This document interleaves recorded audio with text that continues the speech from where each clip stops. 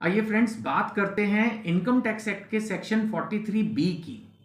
इसमें एमएसएमई से related provision आने के बाद बहुत क्वेरीज आ रही थी, तो मैंने सोचा कुछ डिस्कशन इस पर करें। देखिए, 43B पहली बात नया सेक्शन नहीं है, पुराना है। क्या लिखा है इसमें? इसमें ये लिखा है कि अगर आप कुछ पर्टिकुलर एक्सपेंसेस को, जिनके नाम उसमें दिए गए हैं, स्पेसिफाइड हैं, अगर नहीं पे करते तो डिडक्शन नहीं मिलेगी।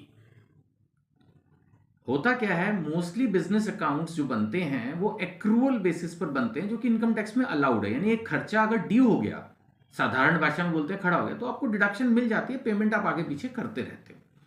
लेकिन इनकम टैक्स एक्ट का 43B बोलता है नहीं, जो जो खर्चे हम बोल रहे हैं नीचे लिख के दे रहे हैं, जैसे फॉर एग्जाम्पल एम्प्लॉइज को बोनस कमीशन देना है, उनका प्रोविडेंट फंड देना है, किसी शेड्यूल्ड बैंक से लोन लिया उसका इंटरेस्ट देना है, ऐसे कुछ पेमेंट्स वहां पर स्पेसिफाइड है 43B में। ऑलरेडी पुराना सेक्शन है।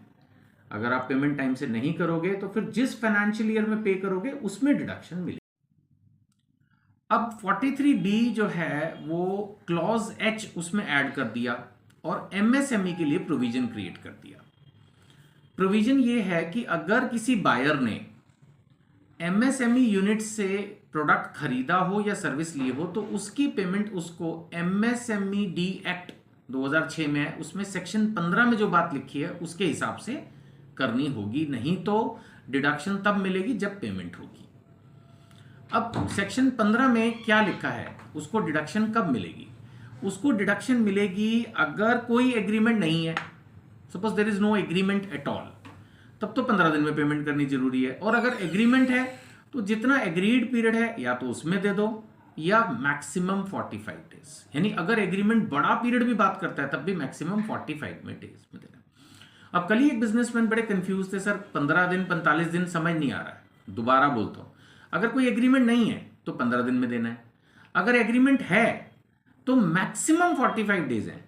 यानी अगर एग्रीमेंट है, जो कि आमतौर पर होगा, एग्रीमेंट का क्या मतलब, जो बिल में लिखा होता है ना, या तो लिखा होगा पे इमीडिएटली या लिखा होगा पे with in this much days, या अलग से भी कोई सेपरेट एग्रीमेंट हो सकता है।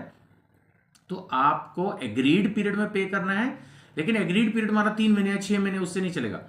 तो फिर 45 डेज मैक्सिमम मिलते हैं पेमेंट करने के लिए। चलिए अब बात करते हैं कुछ FAQs की, फ्रीक्वेंटली आस्क्ड क्वेश्चन। सबसे पहली बात, क्या बायर रजिस्टर्ड होना जरूरी है? ना, हो तो भी ना हो तो भी। एज सच 43B जो अभी हम पढ़ रहे हैं उसमें बायर का रजिस्ट्रेशन कंपलसरी नहीं है। क्या सेलर या सर्विस प्रोवाइडर का रजिस्ट्रेशन जरूरी है? ऑब्वियसली नहीं, तो फिर उसको माइक्रो एंटरप्राइज या स्मॉल एंटरप्राइज, जो एक टर्म एक स्पेसिफिक एक्ट में दी है, उसको कहां से हम पकड़ के लाएंगे?